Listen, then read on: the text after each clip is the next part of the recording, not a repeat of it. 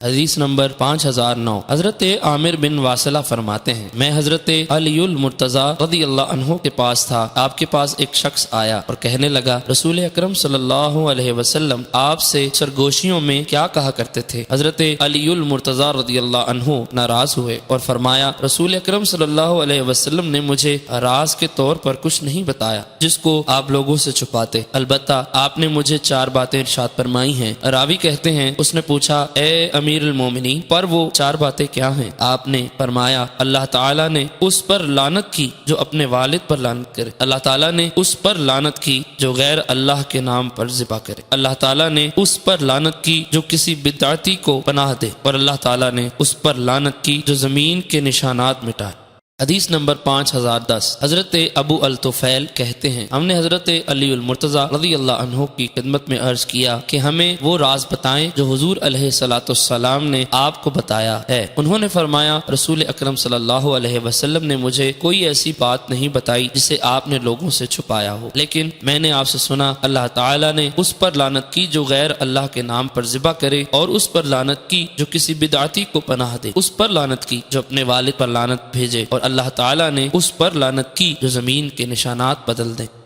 حدیث نمبر 5011 ابو الطفیل کہتے ہیں حضرت علی المرتضی رضی اللہ عنہ سے پوچھا گیا کیا رسول اکرم صلی اللہ علیہ وسلم نے آپ کو کسی چیز کے ساتھ خاص کیا تھا؟ انہوں نے فرمایا رسول اکرم صلی اللہ علیہ وسلم نے ہم لوگوں اہل بیت کو کسی چیز کے ساتھ خاص نہیں کیا جو دوسروں کو نہ دی ہو سوائے اس کے جو میری اس کے تلوار کی نیام میں ہے۔ راوی فرماتے ہیں پھر آپ نے ایک صحیفہ نکالا جس میں لکھا ہوا تھا اس شخص پر اللہ کی لعنت ہو جو غیر اللہ کے لیے ذبح کرے، اس پر اللہ تعالیٰ کی لعنت ہو جو زمین کی نشانی حد بندی چرائے، اس شخص پر لعنت ہو جو اپنے والد پر لعنت کرے، اور اس شخص پر لعنت ہو کسی بدعتی کو پناہ دے۔